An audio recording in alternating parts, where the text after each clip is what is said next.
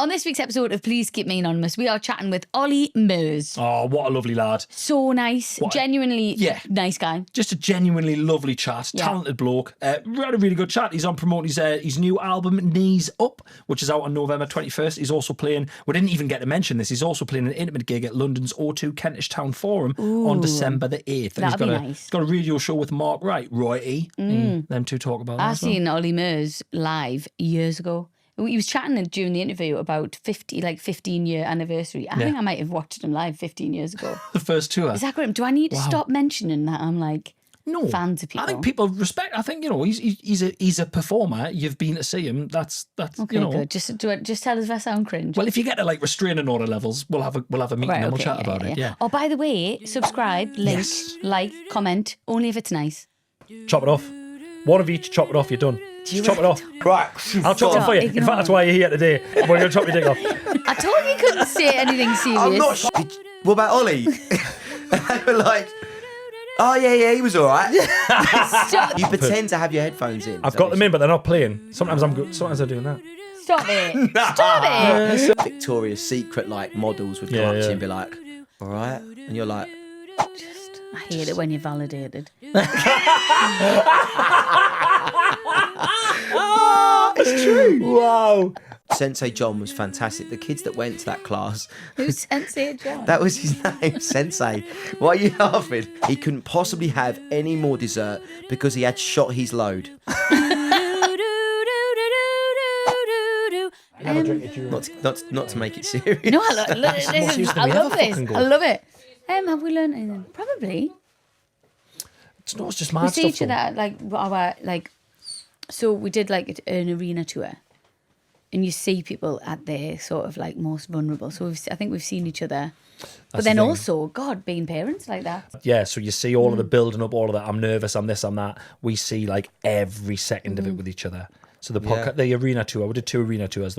Intense. Well, arena tour, like I'm an artist, so that's sort of what I do. Yeah. So for you guys, just being parents, comedians, family, husband, wife, all of a sudden, I mean all of it together. Yeah. All of a sudden, you're now being put on a stage in front of 12, 13,000 people, and you're like, what the hell is this? It's a lot, but honestly... because it's not normal life, is it? No, it's not. You know, like, we talk about this a lot as singers, it's not normal. But when you're performing in front of millions of thousands of people, it's just one person with a microphone singing, or 2 people with a mic talking. Yet these people are all there to see you, and you're like, this is just like a wild. Bit, it takes your brain a bit of a second to like understand it all. Yeah. And process it, definitely. Like even doing live TV...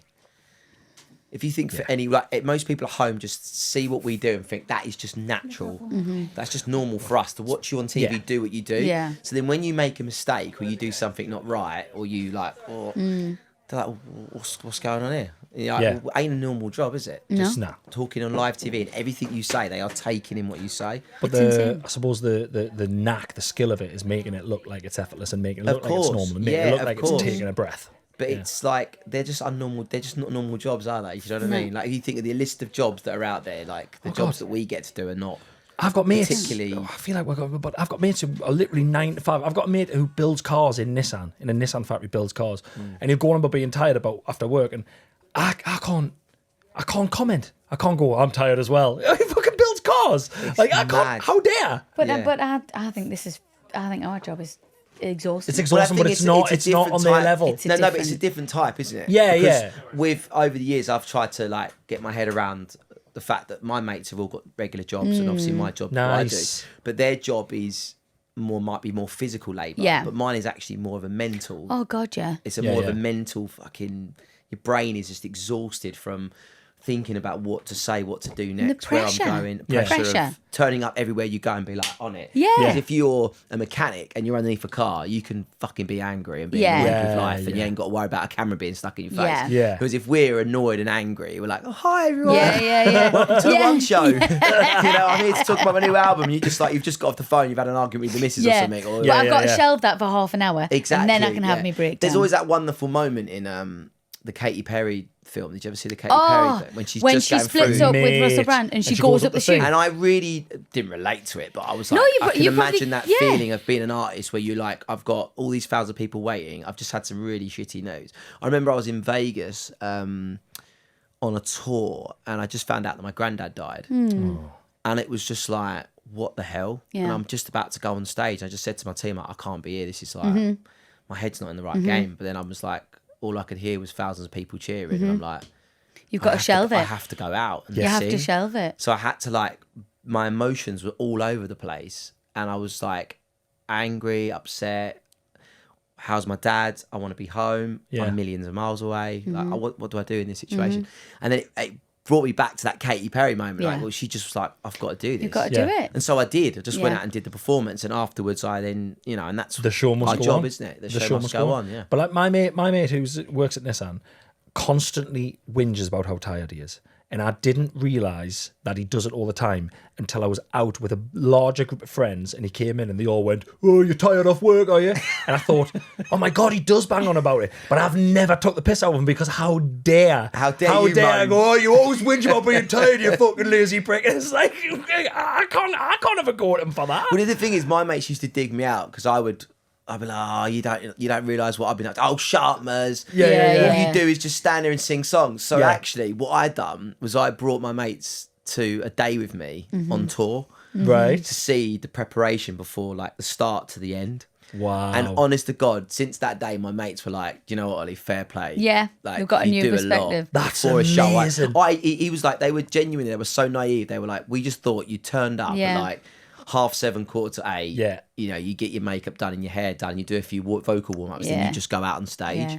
Right. I think my mates were quite surprised actually. Like, oh, you do actually work quite hard. I'm like, I actually do. Like, I love that you are so adamant to win that you took them with you. I mean, by the way, I know all my mates work extremely hard. I think it was more of like, in my defence, I was like, hang on a minute, guys. Like, what? Yeah, fair enough. Like, I do get days and weeks off, but in the periods that I am working, I do work extremely hard. Yeah. And whenever your friends come to see you, they're on a night out. Yeah, exactly. Yeah. Every time our mates come to see us, they're half cut and they've had a great night watching us on stage, like doing our thing. They're on a night out. It's great. I'll tell you a really funny story. I was in tour in Wales. I did a tour in Wales in Cardiff, and all my mates were like, we're coming down. Yeah. It's on a Saturday. We're going to get the train early. We're going to come down. I mean, literally started at like 9 o'clock, 10 o'clock in the morning. They've gone to a Weatherspoons.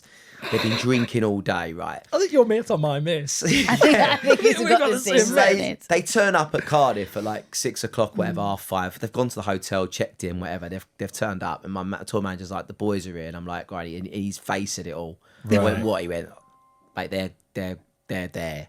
They're already gone. And they've already had a few drinks.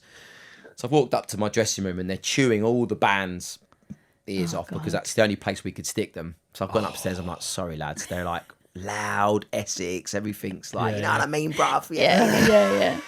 Anyway, so I've said hello to him, had a right laugh. I said, look, go and enjoy. Ella Air's performing first. She was my support act. Awesome. Ella's brilliant, right? So they've gone out to watch Ella Air. And then I didn't see him after that because I stayed in the Cardiff show for the whole night. So I'm performing. I come off stage. Anyway, they've come backstage and they're so pissed. They're so drunk. Yeah. And I'm like, oh, I've got to say hello to him. Like, so I was just not... Different vibe. I'm different completely vibe. sober. Yeah. They are like, I'm 10 pints behind them. Yeah. If not more. So I'm like, they've come out and my tour manager's having a go at one of them because basically he said, oh, so did you enjoy the show, guys? They went, oh, Ella Air was amazing. She was brilliant. Oh, we couldn't it was great. And Mark went, what about Ollie? And they were like... oh, yeah, he was all right. This is after you've done yours? They were so drunk. And then when I spoke to the guys afterwards next day, they were like, Ollie, we're so sorry. We can't actually remember your show. We were so drunk. But what they're excited. They just got the best bit of Ella Air. By the way, she was amazing. Yeah. But when they actually went to see their best mate, I was like, they didn't have a clue But do you know what what the show it was is, like. though? They're your best friend. They're not your fan. Yeah. Exactly. That's our friends are the same. They're not like... So my friends, I could tell they were actually mortified. My two very best friends in the world. We were in a group and someone was talking about the podcast, and anytime anyone talks about the podcast in front of my best friend, they don't listen, right? So they get really like embarrassed because another friend was going, oh, when you said that, and I'm going, yeah. And my friends are going, don't ask us. Do not ask us about this podcast because we don't listen. I haven't listened for years. Right? I could tell they were like, oh God, she knows we don't listen and they're going to fucking talk about it. Anyway. Oh, by the way, yeah. this is taking me way back. I was at my family's New Year's Eve party. Yeah. And Dance With Me Tonight was currently #1 in the charts. Tune. And it had been out for a while at this point, and we were singing, and my mum, like my family were like, put Dance With Me Tonight on, like it's, you know, it's a brilliant song. We played it, and my mum was dancing to me, and she was singing the she wasn't even singing the right lyrics. I mean, it was way off the actual song. I'm looking around going, are you having a wind up?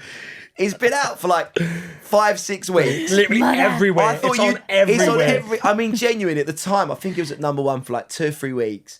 Brilliant. It was the most played airplay record of that time. I'm like, my mum must be. I'm thinking it's my mum. She's obsessed with this song. She's obsessed with me. That's my son's song. Yeah. Well, no, clearly. On New Year's, she's going, I just wanna. She didn't even know the Dance With Me Tonight bit. She got it completely wrong. What's the name of the song? Halfway through Dance With Me, I was like, Mum, like, pulled this face. Like, do you actually even know my songs? But do you not think that keeps you grounded, though? It does. Yeah. I think you know people in this industry who are surrounded by yes people. Mm-hmm. Yeah. Just constantly. 100%. And they're not on this planet. Nah. They just... Well, that was one thing when I first got into it. I was like, I could see straight through people. Like, I was just like, what is this? Like, people come up to me just saying, like, all this bullshit. Waffle, like, absolute waffle. I'm like, shut up, mate. Yeah. Like, this isn't... that's not real life. The 2 cheek kisses. And darling, you were this. And, crawl out of my arsehole and fuck off.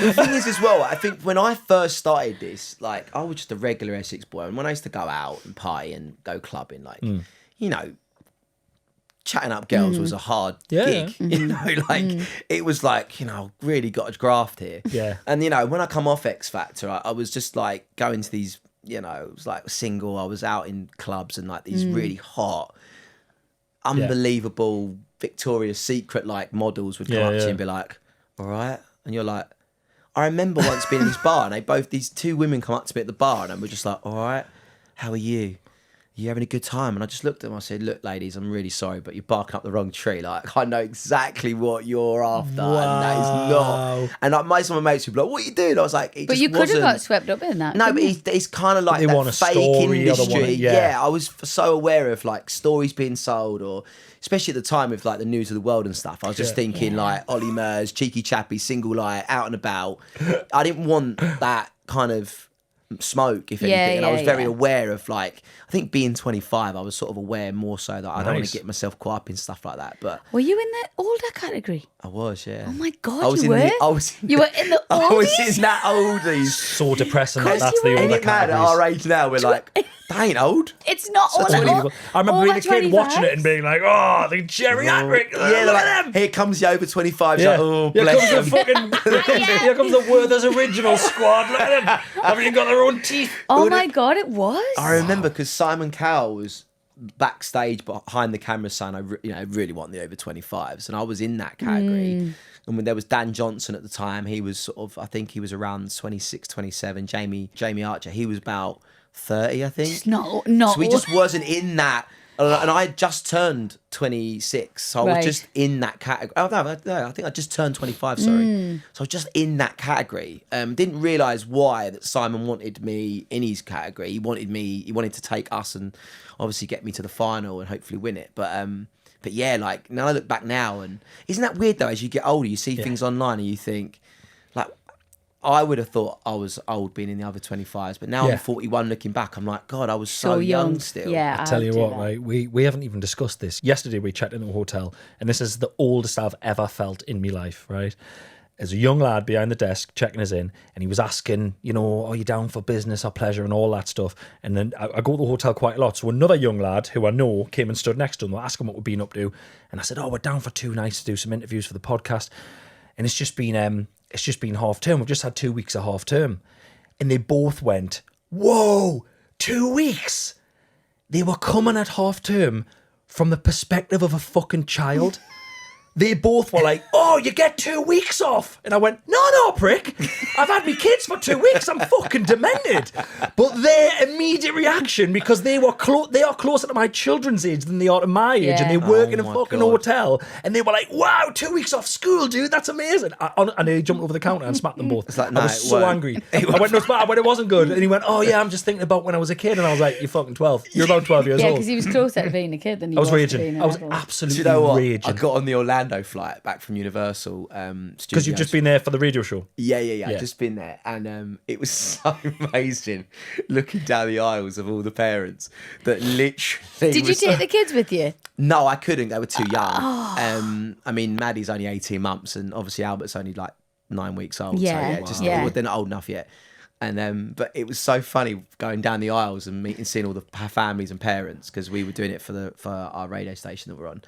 And just seeing how all the parents were completely crumbled. Like they were like, they're like great half-term holiday for the kids, but they're like in their chairs like, oh God, we did Disneyland Paris in, when was it? August.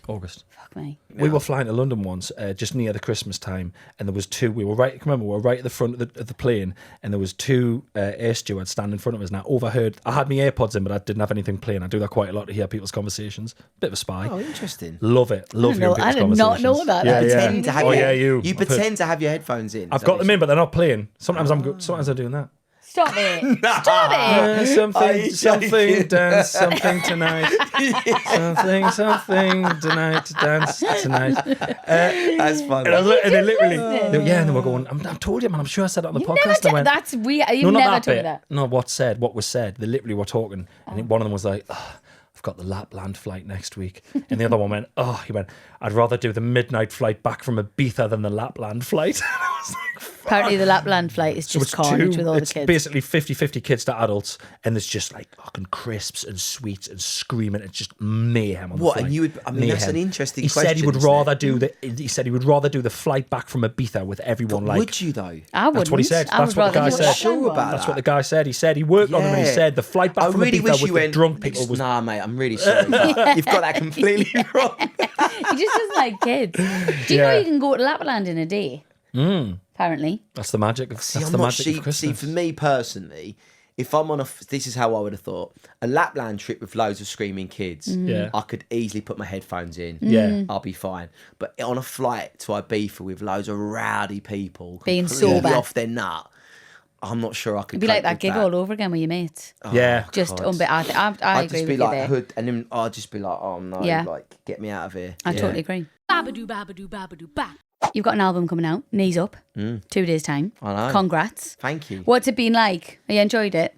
You know what? It's been really fun. I started the album late last year after I'd literally just... Hang on, you've been knocking out sprogs left, right and centre. Right.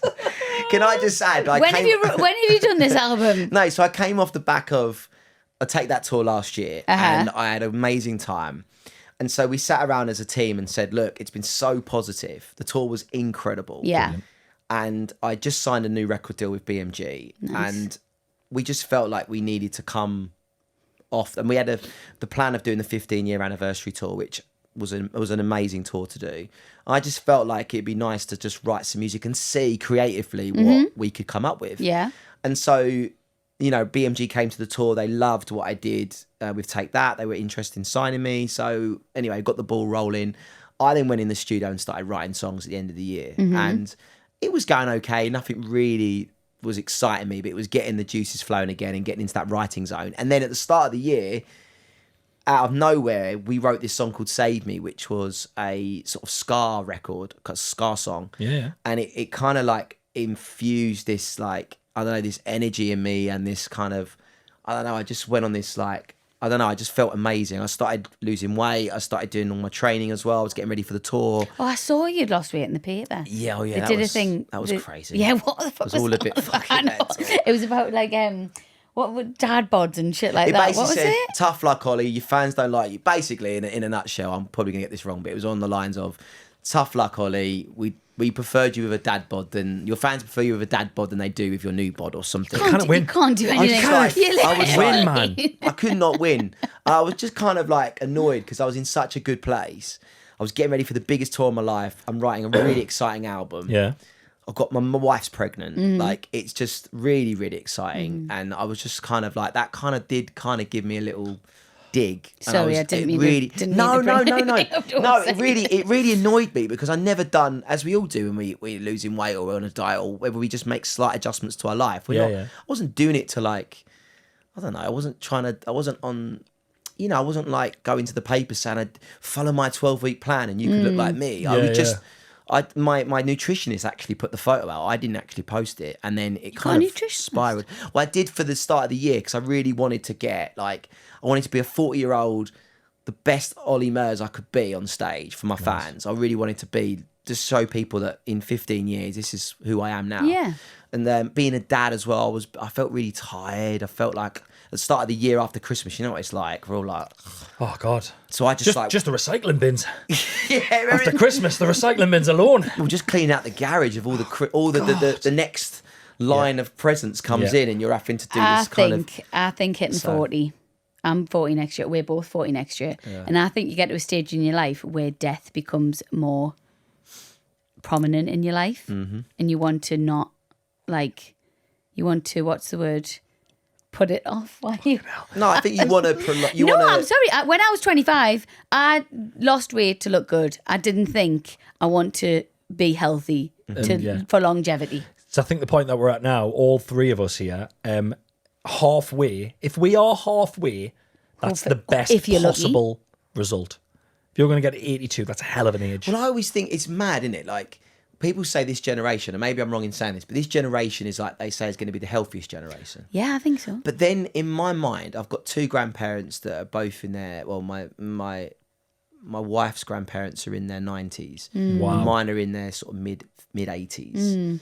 And I think actually when you look back, especially in the 40s and 50s and 60s they were living in, the food consumption would have been a lot healthier. They didn't have loads of fruit, no processed food. I mean, obviously they went through the cigarettes and all the 80s and the 90s. But I would say, like, you know, that's still around now. We're, you know, in a society where that's still there. Do you know what I mean? But I don't know. I hope this generation will be, and that's what I'm trying to do. I'm trying to be less eating processed food. I'm trying to eat more of the fruit and more of the veg and almost more of them sort of home cooked meals, really, like real good quality food. She calls it meat and two veg, don't you? Meat and two veg. Just have meat and two veg. Exactly. When I'm trying to be good, I'm trying to cut weight. For them UFC fights you have. I just go on like just basic, just like meat. What do you know what I mean? Veg. Though, like, it's different, isn't it? Like I do think this is I think we're more aware of our health in this generation than maybe my grandparents were back then. And the younger generation, even more. Yeah, but I do think they ate better than us. Especially in the early days. I mean, this is not digging out my parents, but some of the stuff I used to eat when I was a kid. Are we talking turkey twizzlers? We're talking turkey twizzlers. We're talking turkey twizzlers. We're talking microwave burgers. Yeah. I mean, my mum and dad always laugh, but they were on. You know, we were well budget food. Like my mum and dad didn't have a lot of money, so we just got all we were given. And of course, my mum and dad made good dinners for us, but a lot of the time it was like they need to be fed. What can we get them? Pan chips. Exactly. Did you have a chip pan when you were younger? The McCain's. Microchips. Yeah. Every Saturday night was chicken nuggets and microwave chips. Yeah. Oh, with a nice Muller yogurt as well. How are you feeding the kids? Do you feed them really well? Amelia's really on it, yeah. She's brilliant. And, you know, again, it's getting a balance, isn't it? Not all the time can you... when you're on the go constantly. So Amelia does all that batch cooking stuff. Yeah. And she's very, very good at it. But then some days and some weeks it's just chaotic and busy. So it is, you know, pouch food, or it's like, what's the quickest thing we can give Maddie because she needs to eat. Yeah. Albert obviously at the moment is drinking milk, so it's different. But I think just finding a balance really of... Have you got two girls? I've got a boy and a girl. Boy and a girl, yeah, sorry. So Albert's just came. Oh. Chop it off. One of each, chop it off, you're done. Chop it off. Chop it off. Do you want more? Right. I'll chop it off for you. In fact, that's why you're here today. We're going to chop your dick off. I told you couldn't say anything serious. I'm not sure I can. I'm not sure. You have to. A few people have asked me this question. Like, my mates have all had the snip. I'm not sure. Like, when you've just had a baby, you go, right, that's it. Yeah. But, I mean, we all know how it works. A couple of years down the line, we'll be like, maybe. Do you think you could do more? We're done. We are fully This done. experience with Albert's been very different to Maddie. So I'm very much no. I think, like Chris said, I would much prefer just having two. And by the way, extremely blessed that we've got two. And to have a boy and a girl, I'm very, very happy.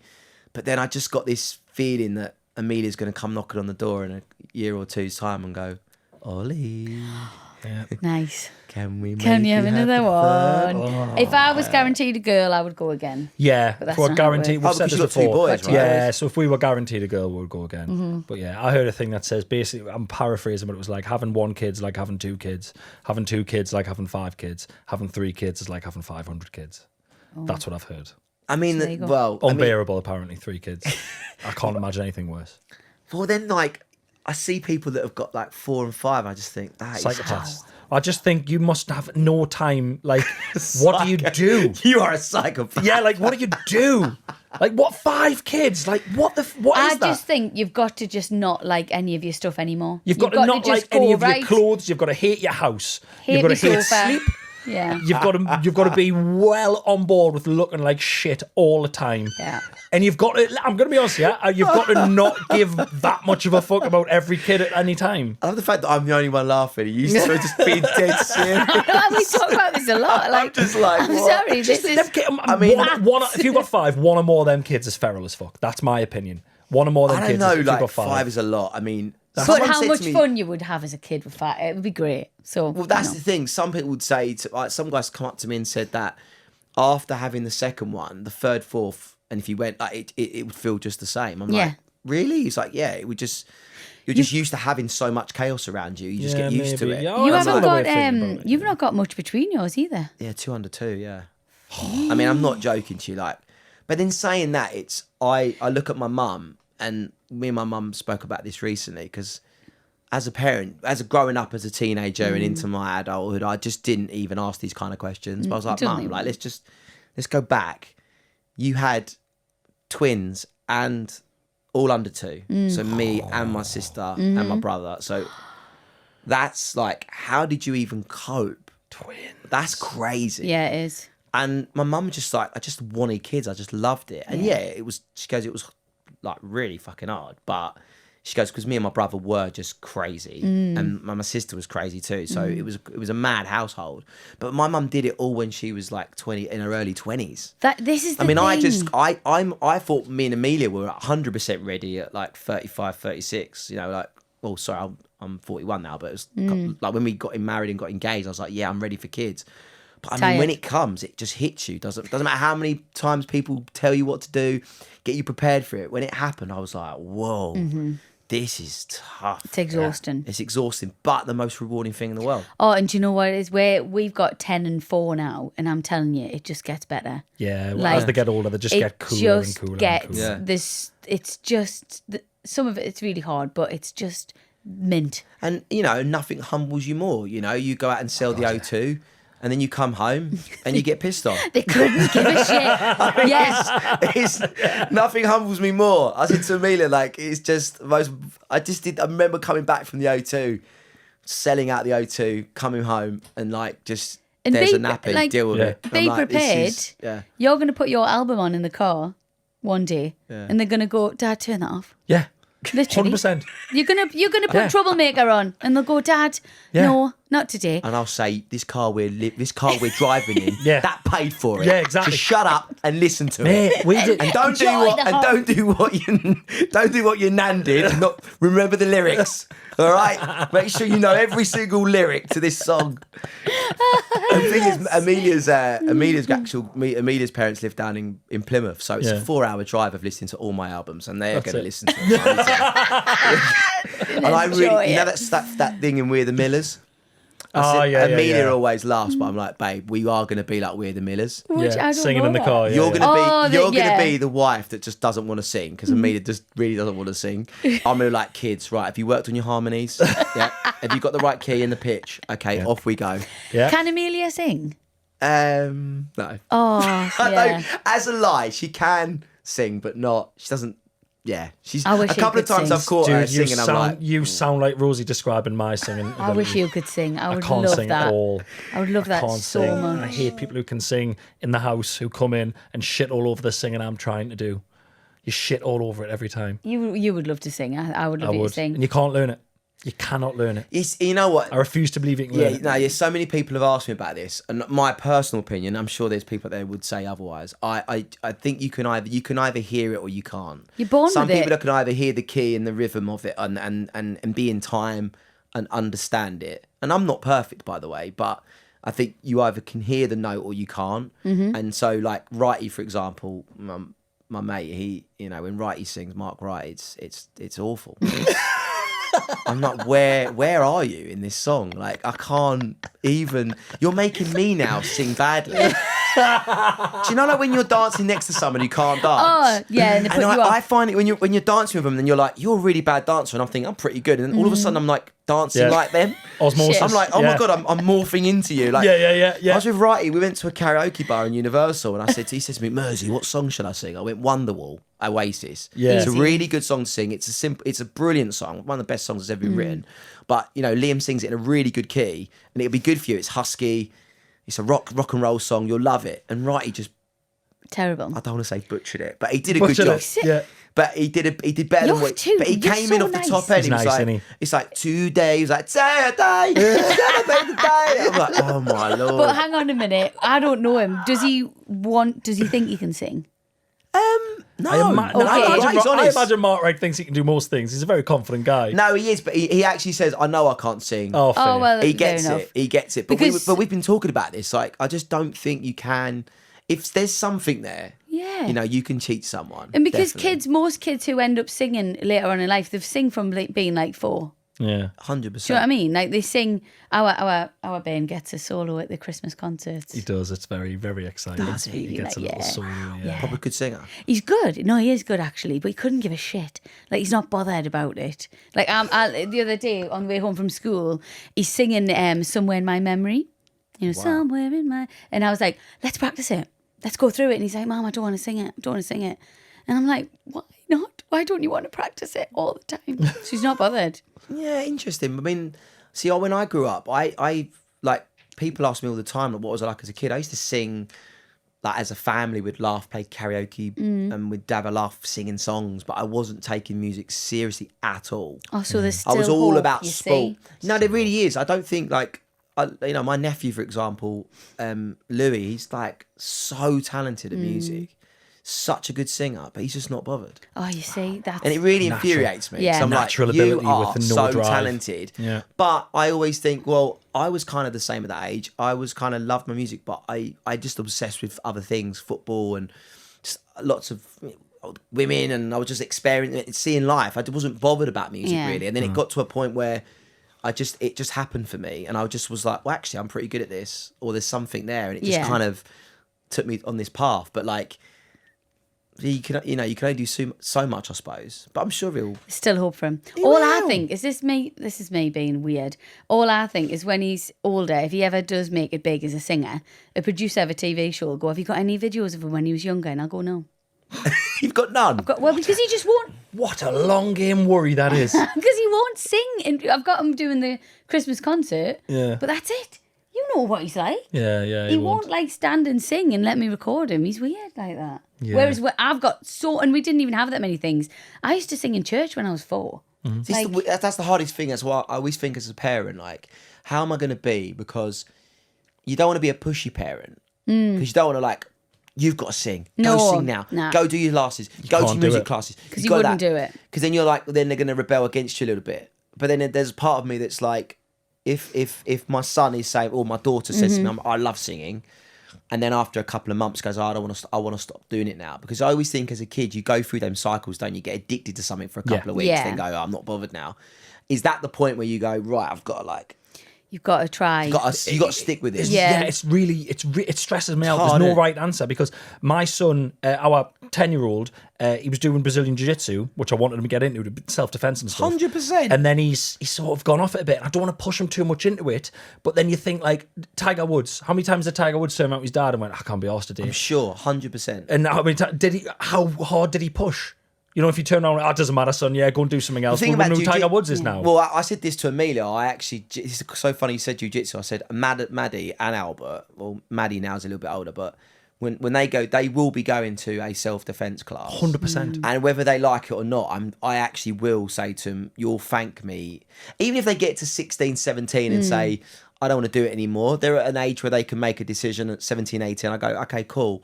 Like, you know, I just remember when I did self-defense classes when I was a kid, I loved it. Yeah. But my mum and dad only took us for a couple of years because, you know, they couldn't afford it and for other things. They were like, oh, we're going to take you out of it now because you're doing so many different after-school classes. We just can't cover all three of you. So that was fine. That's a parent's decision. But I do wish in a way I wish I could have continued it as I got older. Yeah. Now I do boxing. Like I love boxing. I'm obsessed with it. And it's something that I'm like, I really want my kids to learn of self-defense because I think that's really important. Yeah. Especially the world we're living in right now. God, Jeez. Yeah. What? I hate it when you're validated. It's true. Wow. Babadoo, babadoo, babadoo, ba. Do you do jiu-jitsu then? Yeah. Oh, right, okay. Ask him what belt he is. Blue belt, Ollie. Thank you for asking. That's good. How far is that? No, that's only the second belt, but it takes a long time to get a blue belt. This is where she's gone completely. No, but like you could grab a guy, he could be this big and you could be this big. And if you're not used to contact in that certain way, you've got no chance. Yeah. So even no matter how small Maddie might be, if a guy approaches her in a certain way and she doesn't like it, she can get him. She'll be so used to that contact and strength. She'll move the body in a certain way and just they're gone. Love it. And I'm obsessed by it. We're not here to recruit a cult of children to do Brazilian Jiu-Jitsu. No, but we're here for you to read the story that you have been sent. And I completely agree with you, but I don't want to run out of time. No, but I mean, as in, I never thought I'd stop someone talking about Jiu-Jitsu, by the way. No, but I just genuinely believe in kids should have that. 100%. I agree. I think it should be in schools. Yeah. I really is do. It not? I don't think it is. As an after-school club and stuff. After-school clubs. But I genuinely think that should be something that kids learn during school. Do you know what? I think it should be in the curriculum for kids to just learn some form of self-defense. I don't know if that's because then they don't want school kids using it on each other. I don't know. I don't know. Maybe there is a reason. But don't for they that, teach you to be quite like? I know at Robin's Brazilian Jiu-Jitsu, it's very much like you do not use this. It's like a code of conduct type thing. So I remember Sensei John was fantastic. The kids that went to that class. Who's Sensei John? That was his name, Sensei. Why are you laughing? Is it because there's always a Sensei John? It was a film. It's the jokes. It's like something out of Napoleon Dynamite. It's the juxtaposition between the word Sensei and the name John that just fucking floored me there. I didn't mean it, and I'm sure Sensei John a bit like kick the fuck out of me. I guarantee it. No, but I always John. Sensei Barry. Yeah, there's always a Sensei John, I think. But like he was just, when you hear a different voice, he's gone. Sorry. Just he didn't say like my Sensei is Sensei John. You went Sensei John. You know Sensei John. We all know Sensei John. That's when they say, "Oh yeah, I've got a friend, isn't it, that lives in London called John." You know what I mean? It's like that whole American thing. Oh, yeah, I got a friend in London. You know a guy called John? No. Anyway. Right, so this is what you're going to read. Okay, I've got to read this. Dear Chris and Rosie, please keep me anonymous. Yeah, we don't know what this is, by the way. We've got no idea what this is. Okay, quite earlier on in my relationship, I was invited to a big family meal to celebrate my boyfriend's grandparents' wedding anniversary. Oh, nice. Okay. Does it say how long or not? No. Doesn't say how long. Okay. As a newbie to the family, I was seated at the bottom of a long table with a very elderly lady to my left, a super gentle aunt opposite, and my father-in-law Steve in the corner. It was a very pleasant meal, and Steve ate heartily throughout, so enthusiastically accepting further helpings of everything. When the dessert menu came round and everyone discussed what they're going to have, Steve leant back in his chair, patted his full belly, and said very loudly he couldn't possibly have any more dessert because he had shot his load.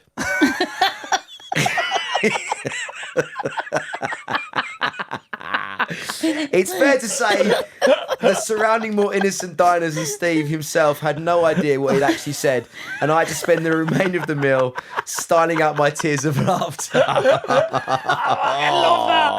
I love that. So now and then we get one that isn't Sorry guys, I've shot my load here. I can't possibly eat anymore. Oh, that is nice. Come on, he knew what he was saying. Do you think? Yeah, now and then we get one. That's not filth. It's not disgusting. It's not on. that. That's just cute. funny and That's cute. I like that. Do we I've think shot that's a me load. genuine? He said it not knowing what he said, or as- he knew what Maybe. he was saying. I live with someone who says the wrong thing in every situation and never remembers any kind of phrase for anything. So I guarantee that was accidental, but I would have died if I was at that table. But then again, I wouldn't have kept it quiet. I'd be Yeah, like, no. "What, you shot your load? What do you mean? Huh? Change your pants, you dirty fucker." You have a problem with correcting people, though. Yeah. By the way, we need to talk about the taxi here. Taxi here. Yeah. Yeah, why? When the taxi driver was telling her about Charles Dickens used to go walking at night around where we are because he was he was an insomniac, but the taxi driver called it hypochondriac, right? And I knew he meant insomniac, so I was just going, "Oh, right, yeah." So yeah, and Chris was like, "He was hypochondriac, so he didn't sleep, so he used to walk around the streets at night." I'm "Yeah, sitting but in the why back couldn't going, you?" No, that's wrong. But why I'm couldn't you just not letting him have it. I'm not letting him have it. I'm not letting him have it. Taxi drivers hate it throw when their you do opinions that. at me all day, every day. You're not having hypochondria. You're So not Chris having it. bowed over and he went, "You mean insomniac?" Yeah. I was like, "Chris, shut up." No, I'm saving him. So next time he probably says that every day. I'm not letting him say that to someone else. Yeah, you use it. I do that all the time. I sometimes use words in the wrong context. I do. And my team always says to me, "Why did you say that on the radio?" I'm like, On the just radio. completely get it wrong. But if you're not Me and Wright corrected, do it you'll a never lot. know. I don't know how we got a radio show together. we get so many things wrong, but it's funny. It's funny. It's fun. That's why you're likable. Don't worry about it. So listen, just before you go, I want to mention the single as well. Run This Town. Is that the single from the album? Yes, I've done 3 singles. Save Me, Bonkers, but Run This Town is the new single which We've just been listening to it. It's really good. It's thank awesome. you. We loved Yeah, it. it's Yeah, cool. we will just listen when we're getting ready. It's really nice. Yeah. It's got like I hope you don't mind this. It's got like a sort of like an Ordinary Boys vibe, like a kind of like I remember being younger and getting ready to go out, listening to all The that. maddest thing is Preston, the lead singer of Ordinary Boys, wrote that song. So that's so mad. You said it 15 years ago. Wow. That's so mad. What? You wanted me Wow. up. Did you No, not know I that? swear to God. I swear to God. Me and Daisy, producer, I was like, I love it. She was like, it's a bit Yeah. Ordinary. Well, it's Ordinary So Boys. he wrote the song 15 years ago, and we did a lot of writing together on my first album. And he said to me, "I've got this song, Run This Town. Do you like it?" I went, "Mate, I love it." So I recorded it, and it just didn't quite work with the album at the time. Yeah. And I just was a bit like, it felt a bit older for me, and I was doing kind of something a little bit different. And so I had it in my demo list, like in my phone for years, and it always comes on at parties, and I always love listening to it in my car. And I've always wanted it on an album. So this album was like the first time I felt like I finally found a place for it. Mm-hmm. That's and, brilliant. So I contacted Preston and said, "Mate, is that song still around?" He's like, 100%. That's mad. And then we're actually a bit of an exclusive, but we've actually kind of like we're going to make it into a Christmas song. So we've Gonna add a little jingle. rewrote it and rewrote some of the lyrics. It's going to be, that's going to come out next month. in Love December. it. Brilliant. So we're going to make it Oh. a Christmas song. What was really genuinely, I'm glad that turned out the way it was. But when I said, I was like, I hope you don't mind us saying it because I know music's weird, and I was like, Ordinary Boys vibe. The moment of silence on your face when you stared at us, I was like, I was just like, have he's you read that? raging. Have you read that from somewhere? No, I was like, he is fuming about this. No, I think my brain was trying to like. Are you No, winding yeah, me up? that's total. amazing. Yeah, no. That's I was a really man. I cool. loved them back in the day. Yeah, Loved and them. I mean, he's such them guys back in the day, Ordinary Boys, because I'd come off X Factor, and I remember watching Big Brother when Preston was in it. When do you remember? Yeah. Is it Chantel? Yeah. Yeah. They were like hooking up, and he was Yeah. just so cool. And I remember Ordinary Boys will be boys. Yeah. Yeah, just such Unreal. a tune.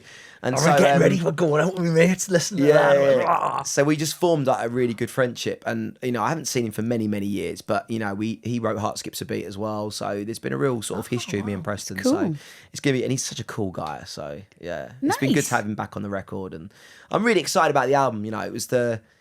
It's the first time I feel like I've done an album for me, not for everyone else. That's good. So it's nice creatively to write something that I wasn't feeling like I'm doing it for what. I mean, if I didn't play this album, I said, "What do you guys expect my music to feel like?" It would be, I'd like to think you go, it's all fun, happy, kind of feel good definitely. music, and that's kind of always the sort of body of it. But this time, I wanted to kind of be a bit edgier and a bit more like scarry, and go back to my like lad days when I was kind of like in my early 25, 26 age, where I loved ska music, I loved indie bands, and I kind of liked all that madness feel. And so that's kind of the Knees Up album. That's meant. is That what it comes is. with age. We were talking to Leanne Pinnock as well, who's Yeah, just come out of Little Mix, sorry. Yeah. And she's doing exactly this. She's like, this is what I want to do. Like, this is really, I've loved everything that she's wrote, loved everything that she's made. But she's like, this is really what I'm passionate about. It's a really hard place to be because in one way, you're not giving maybe your fans what they expect. So you are in a bit of a place of like, you've got to almost stick to your... But your fans have grown with you. You've got to remember that. Your fans will be similar ages to you. Now, I saw you at Newcastle Arena, by the way, years ago. You? Yeah, it was Wow, great. Mint show. And you've got to understand that everybody else it's like our podcast. They're all going through the same thing that you're going through. So, doing stuff that you loved when you were younger, they will also... love that. No, I felt that already. But what I mean is, when you're going on a different sort of path, it's not a completely different path, but when you're going down a route like Leanne would be doing as well, it's kind of like you just hope people accept it and love it. But at the same time, you almost have to forget everything else and go, do you know what? I did this for me. Yeah. I did this as a journey for me, and I really enjoyed writing this album. Like I wrote and being married like to Amelia and like. Writing a song like there's a song that I wrote like I'm still getting used to the ring, and it's all about like, I might not be the perfect husband, I might not be able to like change doors, but I'm still getting used to the ring. That's why you married me. Like I'm not the perfect person, what I mean, and we're always learning as partners and dads, and like there's a song that I wrote called Honest, which is about like when you walk home from a night out and you walk in the door and there's just, I mean, Chris will know this. When you walk in, there's just a cloud around the house. You walk in and there's just this, oh, she's pissed off at me. Like, what the fuck have I done? Dude, that's always there. And you're like... It's always there. There's a fog on for hours. Did I not take the bins out? Oh, yeah. Was I out too late? Was I supposed to be... it's all these things and like... All three. Yeah, no, you're completely shit scared of what your missus is going to say to you next. You have no idea. And you just go, are you right, darling? Yeah, I'm fine. You're like, okay, I know you're not fine, but are you sure everything's fine? Yeah, everything's fine. Oh, she said fine. This is brilliant. There's a really, Why are you all terrified of it? Because you're all really scary. Yeah, exactly. But isn't there really funny? There's really funny things online where they say when your missus says she's fine, this is the actual. I fucking hate you tonight. Do not talk to me. It's sort of like I feel like that sometimes when I walk home, not all the time, but I just think, oh no, what have I done now? So with this album, it was fun to kind of experiment with loads of stuff like that. So I heard this quote recently, and what I do is I hear a quote and then I find myself just regurgitating it. It's me quote of the moment. You've heard us say it a few times. Oh, I can't remember. It's a Henry. I don't know where I heard it, but it's a Henry Ford quote. I heard it on something I was watching. Is this where I correct you and say you got it wrong? Yeah, please. I hope you do. Good luck, dickhead.